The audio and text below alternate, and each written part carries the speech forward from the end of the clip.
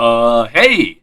I said there was a video coming soon, and, I guess my terms of soon are identical to Valve's terms of soon.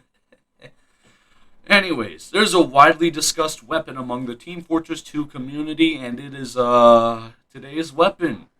Meet the Force of Nature!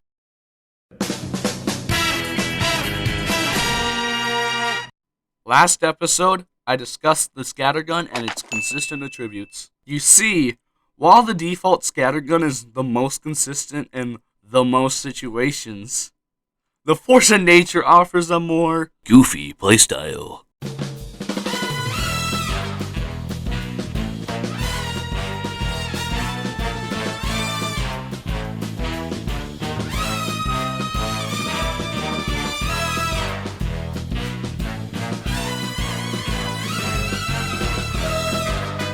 The scattergun has a more consistent damage output with its 6 shells and accuracy, but the Force of Nature is more attributed towards burst damage and knockback. Boom!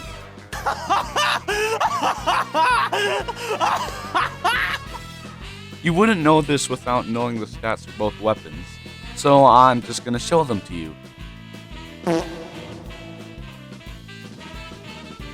As we can observe, the Force of Nature is less consistent in dealing damage in general due to all of its stats, but hitting a point-blank meat shot will deal more damage than the scattergun if all your pellets connect, and you can shoot faster, which can drop an enemy quicker than you can say fried chicken, right? Wrong! Kinda. Due to the Force of Nature's knockback, most of the time you'll be sending an enemy to the stratosphere in the situation where you land a meat shot. Because of that enemy's new position, you'll deal less damage due to random bullet spread and damage fall off unless you can catch up. But you can use this for some funny moments! Look at this soldier, for example!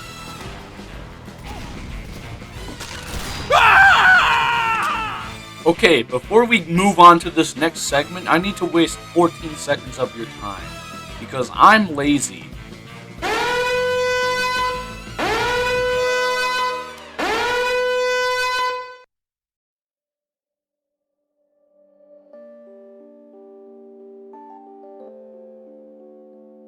Something I didn't do in the last episode of Meet the Arsenal was loadout synergies. Obviously, some items perform better when they're assisted by others. So let's get started.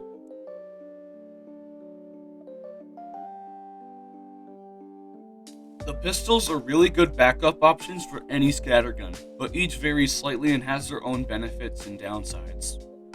The stock pistol is good for medium range damage, and it makes for an easy finisher for low health targets.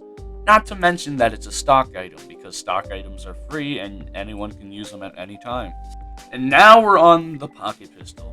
This one is my personal favorite because it has slightly less ammo than the pistol, but the upsides is a faster fire rate and it gives you back 3 health on hit.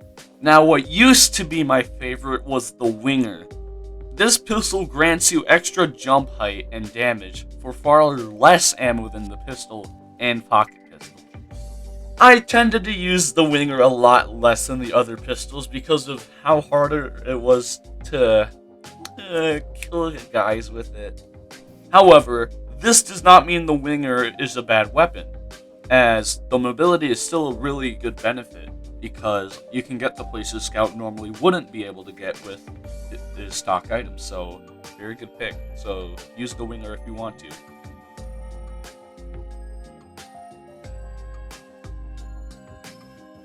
So, I'm gonna repeat this later, but the Force of Nature is best used for hit and run strategies, especially where you beat the shit out of someone then run away like a coward. And the critical is useful in this context, as it makes your attacks mini-crit, adding to the surprise attack strategy even more. Surprise!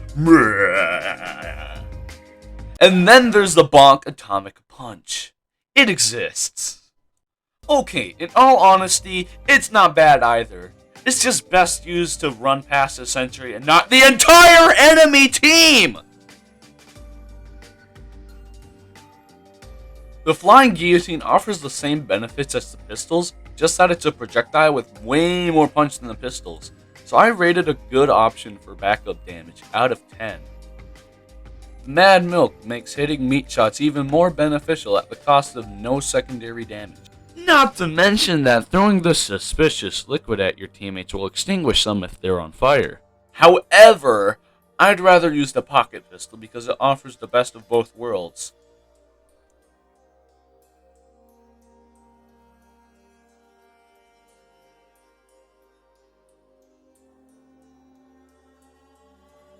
Okay, before I continue with the melee weapons, you need to know that unlike the other classes, excluding Spy, Scout doesn't deal as much damage compared to the others.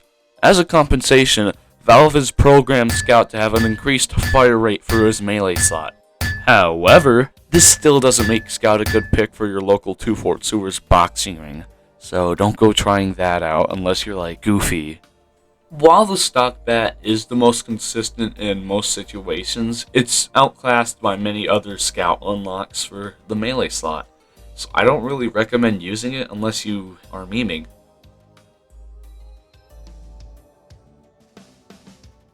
The Atomizer grants you a third jump when it is held out, so you can use this for even more mobility. It also mini crits when you're airborne, but that's really gimmicky, and it takes longer to pull out the Atomizer, so you should rather be using your shotgun or even your secondary.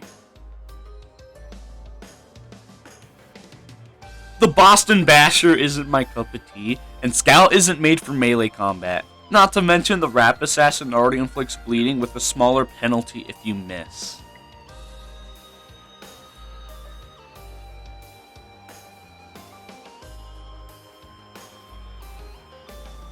The candy gain is very situational depending on the enemy team's composition.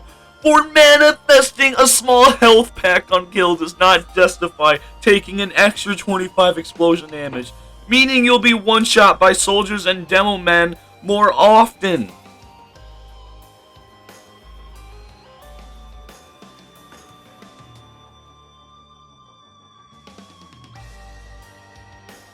The Fan of War is alright, because it gives you the effect of critical on one enemy you can hit with it, at the cost of dealing much less melee damage. However, you don't have to risk getting close to an enemy if you use the critical. The Sandman doesn't do much for you either, because you lose maximum health for a ball that inflicts a slowing effect, which can be mitigated by walking diagonally.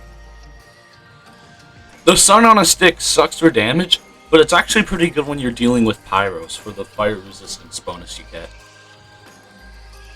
The Rap Assassin brings even more backup damage to the table, and because bleeds stack, pairing this with the Guillotine and the Force of Nature brings a lot of flavor to the table.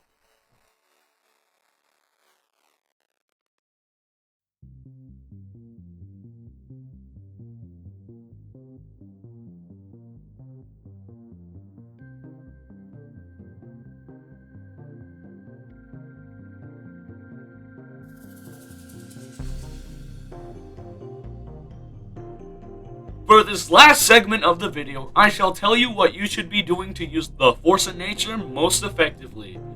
Let's go!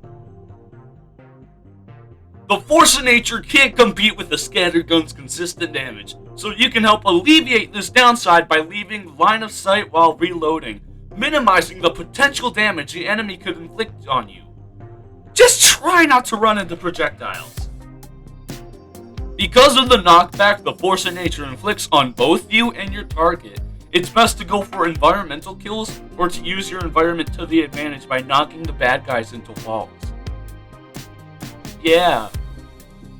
The Force of Nature inflicts knockback on you when you're midair, and it tends to be a double-edged sword, mainly because while you can benefit from the additional mobility with a third, or fourth if you're using the Atomizer, but this isn't the Atomizer episode, the Force of Nature tends to be a hindrance when you jump a lot, bringing you further away from your enemy than you intended to. So if you jump a lot, shoot before you jump once or twice. And finally, last and probably least, This is general advice, but Scout has some of the more punishing weapons in the game, so it helps if you practice your aim, especially when you're using the Force of Nature.